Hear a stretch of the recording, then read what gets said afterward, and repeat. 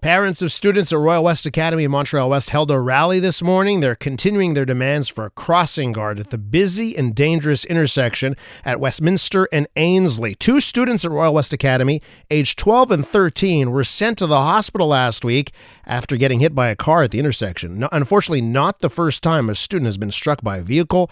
At that same spot, a 14-year-old hit by a car back in November of 2024. Now, according to provincial laws, kids aged 12 and older are considered adults for the purpose of crossing the street, so there are no crossing guards outside of high schools. Let's go to Samara Zavalkoff, mother of a Royal West Academy student, the one that was hit at the intersection back in 2024. She joins us on the line. Samara, welcome to the program.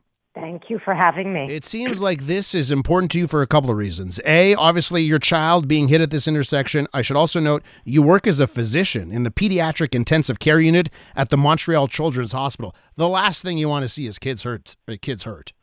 Absolutely. It obviously came to the forefront when I received a phone call that Charlie was hit by a car a few hundred meters from his school, doing exactly what the school had told him to do, not be on his phone, paying attention, crossing exactly on the crosswalk that he should have been on.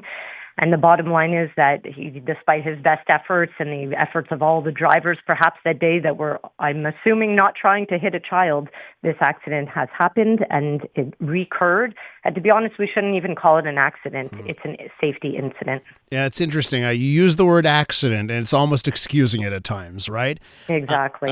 This is preventable harm. How's Charlie doing?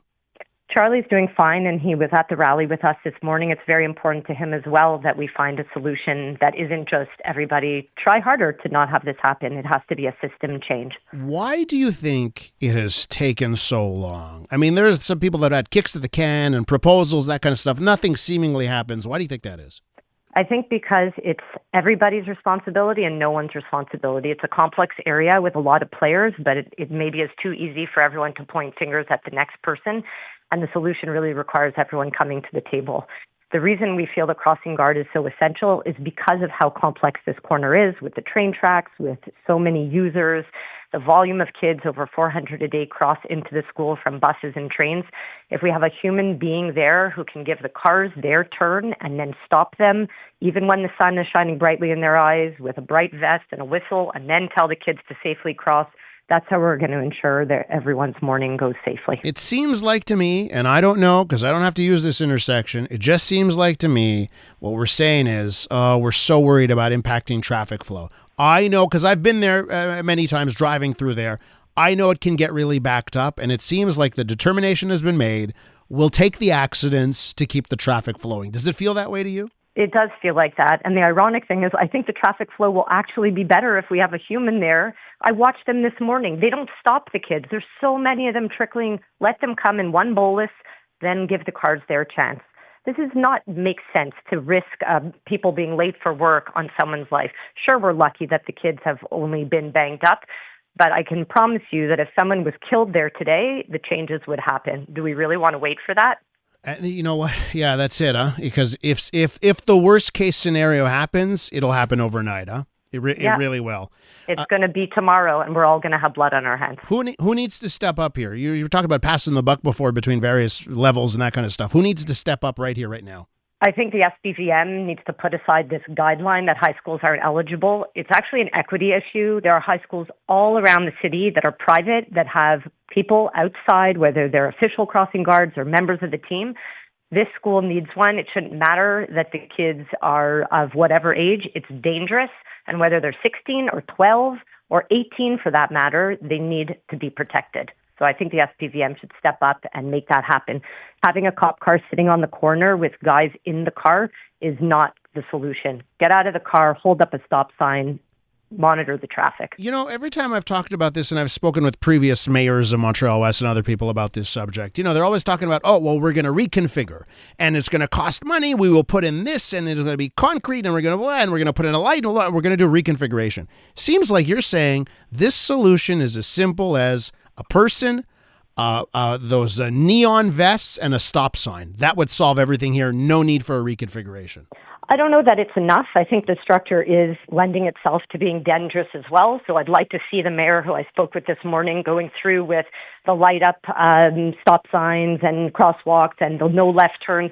All of that will reduce the dangerosity so that there'll be less on the shoulders of the human being that's standing on the corner.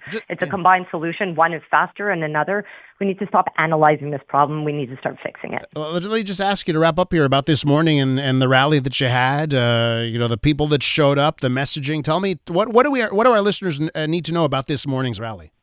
I think they need to know there was a lot of people out there braving the cold. People from the school board, the mayor was out there, of course, concerned parents. And in addition, drivers who are using this route who were honking their support. Nobody wants to start their day hitting a kid on their way to school. They want the situation to be safe for them as well. Have you considered vigilante crosswalk guards, like someone who just buys the vest, buys the stop sign, and just says, I'm the security guard now? Many of us have. I have colleagues who I work with at the hospital who says, enough is enough. I'm standing out there tomorrow, but it's been made very clear to us by the police that that's not a legal act and that will be removed. So if you try, then the cops will get involved. Yeah, if you then try they'll come out of the car and stand on the corner maybe with us. Man, I want to say only in Quebec, but I'm sure crazy situations like this happen in other places. Okay. Probably. Samara, listen, keep up the good fight. We'll keep track of this one, and hopefully your calls, the calls of other parents, will be heard on this one. Thanks so much. Thanks for your support. Samara Zavalkoff is a mother of a Royal West Academy student, got hit in that intersection back in 2024. The newest tracks. Let's go. New music. And the next big thing. Always on the new music first. Your first place to hear it all. 'Cause you gon' like it, love it, wanna play it twice. Playing now. iHeart New Music. Your digital station for brand new drops, fresh finds, and tomorrow's bangers. I think we need something new. Discover iHeart New Music. Always fresh, always first. Stream now on the free iHeartRadio app.